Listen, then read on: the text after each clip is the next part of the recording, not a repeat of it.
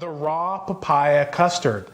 This custard is fantastic for anybody, one, who's having any digestive problems, who can't maybe assimilate as much of the food as they'd like, or for anybody who has a problem with any of the raw dairy, raw meat stuff, and they're just not so palatable because it tastes just like custard. In fact, it'll taste like the best custard you've ever had, and I promise you that. I know some of the, the raw tards tell you that their stuff tastes really good and it tastes like ass. Well, no, this actually tastes like custard, okay? I promise you, and if you do it like I show you, it'll taste perfect. It's easy. You don't have to hardly measure anything. What you need to do, you need to get, first of all, some raw unheated butter, okay? That doesn't mean that all butter in your supermarket is raw. No, no, no. Got to go to a special place, someplace they have not heated this butter up above 95 degrees. Everything else here is raw. Same thing. Eggs, fertile eggs, never been refrigerated. Don't worry about the salmonella. Just go to the farmer's market. You can pick these up. They're very easy to find at your farmer's market. Raw, fertile, free range, ideally, because usually they are. Unrefrigerated eggs. Cold packed honey. So what does that mean? Never been heated, okay? Now they come in lots of different versions. Right now we're doing, this is the kind of the creamy wildflower, but there's like sage honey that pours very well. All different kinds of honey. But the big issue, you want to see honey, once again, that's cold packed, unheated, because some of the companies, in order to get their honey into the jar, have to heat up the honey in order to pour it properly into the little squeezable bottles. So what you want to look for is the glass bottles because they keep better, and you're going to use a lot of honey if you start eating this way a little bit more. And of course, a papaya, because this is a papaya custard. Nice organic papaya. Please do not get the non-organic kinds because you don't want any more of those pesticides. Of course, this is all raw. I highly recommend, depending on how many people is eating this, we're going to split this up into a 4 group, right? These little kind of custard ceramic things. Do not use metal. Metal is a no-no here, okay? Why? Is because the metal will leach off some of the metal and it'll actually probably make it taste not as good. Everybody who knows custards and flans and stuff like that knows to use the ceramic stuff. You can use cups, you can use bowls, whatever. I usually just eat this all by myself, but there are a few other people here, so we're going to separate that. Usually some utensils. You need a good knife, at least a good spoon, right? And you need a blender. The first thing you need to do is cut up your lovely papaya, and we need to scoop that papaya out. Yeah, just scooping the seeds out. You see that? See that? Just scoop them out. That's all you want. That's what you want your empty papaya to look like. Because you really don't want the seeds in this because the seeds are for other things. You actually can make other kind of gelatin molds out of these raw seeds, but that is a discussion for another day. So, see how easy that is? I usually just cut off this top part because usually it's a little hard, right? Right? And I usually cut off the little bottom part, right? Because it's harder to deal with and it's easier to stand those suckers up when I'm doing that. If you push it and your finger almost goes through it, it's too ripe for what we want. But that's actually really nice for eating. That's ready to eat. For what we want it slightly hard. You see how it's kind of pink on the inside a little bit? But we want it a little bit harder than usual because then your custard is going to be a little bit more dense and more custardy and less watery. If you get a very watery papaya and you still make the custard out of it, a lot of times instead of custard you're going to get more of a pudding. Right? Same taste, just a pudding texture. But we want the custard. We want a nice, hard, solid custard. Okay, so we're going to try, now that you have all your goo gone, get your pieces out of there. And what I really recommend, what's easiest for me, now you have everybody has their own papaya cutting technique. For this, I usually cut the papaya into slivers like this, right? And then I cut that in half. So then I deal with these slivers kind of like this. I kind of cut it along the skin because basically you don't want any of the skin in there, right? So you just want to cut off the skin, take little pieces out, right? And put those in your blender. It's pretty simple, as easy as cheesy, okay? Smaller slices, and you can also use a smaller knife if you want to. It's really up to you. You know, a paring knife works pretty well too. One of the reasons why I love this dish is because I usually give this to my clients who are having any kind of digestive problems, and specifically the ones who have cancer. Because after most people have cancer, and instead of, you know, usually coming to me to prevent the cancer, they usually come to me after they've had cancer, and the cancer has not gone away, but yet they've had several rounds of chemotherapy. And what chemotherapy and radiation tends to do, it usually blows out your esophagus and all your mucous membranes, which lines the inside of your esophagus. And so what happens is your esophagus gets kind of sores all over it, so it makes it very hard for you to swallow and to digest food, especially the lining of your stomach. So it makes it very easy for you to not eat, and this is why they usually have some malnutrition problems. While you usually see most of the people on camera or in movies, you know, when they're playing cancer, they're all skinny. And it's not because of the cancer, and it's not because of necessary radiation. It's just that they're not eating. It's because they can't digest food because they throw it up all the time. Well, the great thing about this dish is that it naturally just digests in the stomach. So you can just put this in your stomach and it digests. And it's filled with protein and really healthy fats.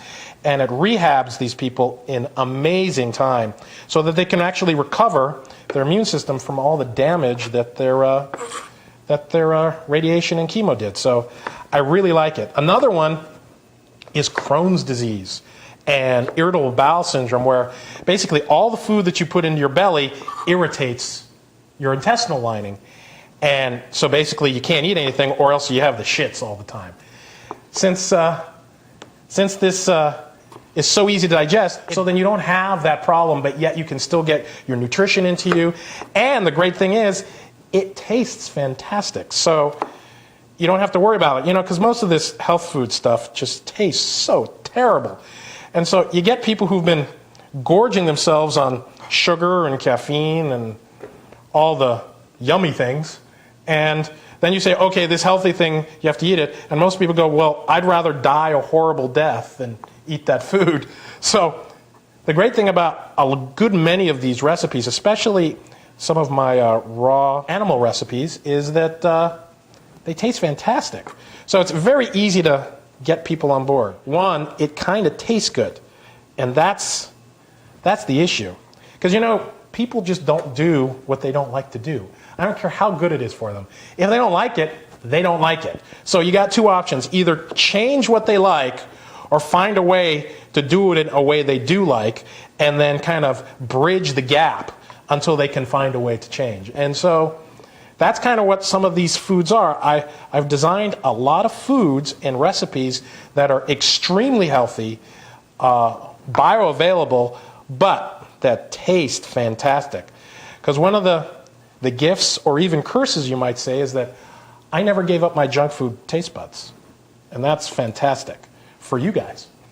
Because so when I eat the food that tastes like, you know, the bottom of somebody's shoe, and they try and pass it off as a hamburger, I tell them it doesn't taste like a hamburger. This tastes like the bottom of somebody's shoe, or at least if you mix Sprouts with somebody's shoe bottom.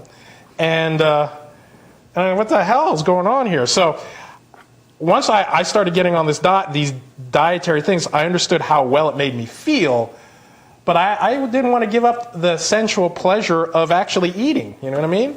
So I went on a mission to actually make foods that tasted more like the foods that they actually say they taste like. Because I think it's terrible when you're expecting French fries and you get carrot chips. That just sucks. I mean, I want French fries. And if you can't give me French fries, don't tell me it's French fries. Or hamburgers, or a piece of meat, right?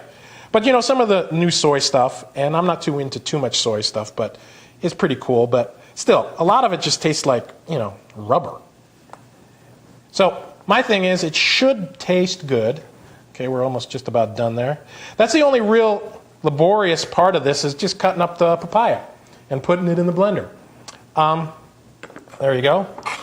Most of that's done. So once that's done, you cut up the papaya. Of course, I probably could have done that a little bit better, but smaller knife works a lot better. Usually a small knife for cutting fish and stuff like that works really well. But that's about how much, right? Okay?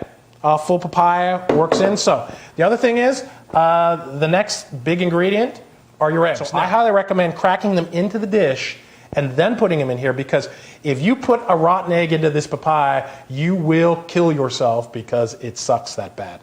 So you want, if you get a rotten egg, which does happen like once every maybe 200, 300 eggs, it happens, you'll know to throw it away. And plus, if you're worried about getting rotten eggs, you will know when an egg is rotten. There is no kind of in-between egg. When an egg is rotten, it will take over your house, your kitchen. There is no like, oh, maybe I can eat that egg kind of experience. No, you will gag on that smell. So, tapped, right? See? And so the moment I did that, if this was a rotten egg, I instantaneously smell it. Hence the concept rotten egg, right? But we put it in there, the egg is good, you throw it in. Okay. Easy cheesy. But that's the best way. I highly recommend you do it this way, because you don't know how many times I've had a shake, I've had a process where I was putting my eggs and just cracking them all in there, cracking, and it's always like the last egg, and then plop, and then there's this nasty black thing, and everything is ruined, and you just want to kill yourself. So I don't recommend that. So I learned this process so that, you know, if I do get a rotten egg, it goes in there, I clean up the egg, everything's fine. So that's 3 eggs in here, 3 whole eggs. So the first thing everybody talks about while I'm throwing these eggs and I start on the butter into this process is cholesterol. What about all the cholesterol in here? Isn't my heart going to stop by eating this? Absolutely not. Cholesterol doesn't cause heart attacks. It's just one thing that medical industry, pharmaceutical people have an issue with is cause and correlation. They think most correlations are the cause. Just because your cholesterol is high does not mean that it causes heart attacks. It's like saying that because people who have gray hair are old, gray hair causes aging. And then if you colored your hair, you get younger. That doesn't work. It's the same thing with cholesterol. Your cholesterol is high, a lot of people have heart attacks. They think about lowering your cholesterol, make the heart attacks go away. That has not happened. So, no, cholesterol does not cause heart attacks. Bad veins cause heart attacks. So, you're going to put 3 tablespoons, 3 large tablespoons, like heaping tablespoons of this butter in here. And a lot of times, if I don't get enough of a large tablespoon on my 3rd one, I'll put a 4th one there. Realistically, you can't really put too much butter in here, because the butter is kind of one of the things that kind of makes it kind of congeal together. So you really want a good amount of butter into your dish there. Okay? So 3 big tablespoons heaping. So you're talking, if you're, you know, kind of a control freak, maybe 5 exact tablespoons, right? So last thing is the honey. Remember, raw honey is the only way to go, right? Okay. I usually put 3, once again, heaping tablespoons, but depending on your sugar tolerance, how sweet you want, 1, 2, doesn't matter. Why? It's because the papaya is already sweet, but I like the honey, so the honey is yummy. And most of the time, you know what? That's probably enough too. My heaping tablespoons were pretty because the honey tends to settle, and I usually put the honey in last, especially because usually I'm using one of those ball jars that hooks straight on to my austerizer, and everything has to be turned upside down, and a lot of times the honey sets at the top of the jar and never mixes in. With this though, if you're just doing a blender, since the honey is seeping down, the order isn't as necessary. But if you are using the ball jars, which a lot of people do, make sure you put the honey in last so that it stays kind of on the top, as you can see. See how it's kind of on the top there, right? So that's what we want. Otherwise, a lot of it's not going to mix. Although it's still going to taste fantastic, okay? So the other thing is, right, we're going to blend right over here. The other thing you want to do is have your bowls ready, because unlike regular custard, this sets in about 40 seconds. okay? It sets real fast. So you got to go from liquid to bowl immediately, or else you're going to have a big blender filled with solid custard, okay? So here we go. We're going to take the bowls over. You want it at the highest speed. And you see how it's starting to get a little thick? It's starting to slow down a little bit. That's where you want it. And see the texture here? How it's a creamy kind of pink? That's what you're looking for. And that little bloop, that's where you're going for. Okay? And then you just pour, pour, pour, and pour. And see at the end there, see how it's already starting to congeal? I highly recommend. I put this in the fridge for about 10-15 minutes. It actually lets it set just for a little bit, just to get it to cool down, because the blender heated up just a little bit, not beyond anything unsafe for raw. You put it in the refrigerator. You see how it's already started to jiggle and the congeal? It's already started to set, right? Will help it set a little bit better, the little colder temperature. And then, in about 10 minutes, it'll be perfectly ready to eat. And that's when you'll see me again through the magic of editing. Hi, we're back. The custard is done. And we're going to taste it right here, okay? So, exactly. Actually, it's a little sweet. You actually put less honey than I did. But what I really want you to see is the consistency of this, that it's actually custard. See? It's custard consistency. And see the little bubbles? That means it's held its shape and it's actually held air. And see, it's jiggly. Yeah. Okay? Now, if you wanted to use a different fruit, could you? You always have to use the papaya, because the papain in the papaya keeps it all together. So if you use papaya and let's say mango, it tastes really good.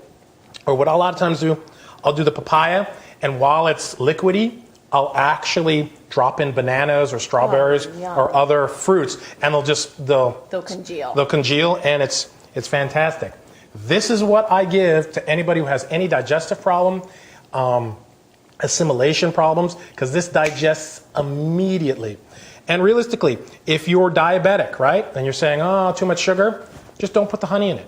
It's still sweet without the honey, tastes fantastic. It's just papaya and the egg butter. So that is the papaya custard. Please, if you have any real questions, share it with everybody. Put a comment. I'm Seafood Marcus Lovemore. And subscribe for free, because if you want this kind of information, email it straight to you so you don't have to go find it or figure out it's on the net somewhere floating around. Go to the subscription button and put in your email, and I'd love to hear from you. I'm Seafood Marcus Lovemore. It's not about knowing it, it's about living it. Thanks. Like that video or any other video you've seen here at Lovemore Life? Then subscribe to this channel. You know what to do, just click the big red button. Also, remember to follow me on Facebook at Marcus Lovemore. And if you like this video, check out the other videos at Lovemore Life with Seafood Marcus Lovemore or at lovemorelife.com. Thanks.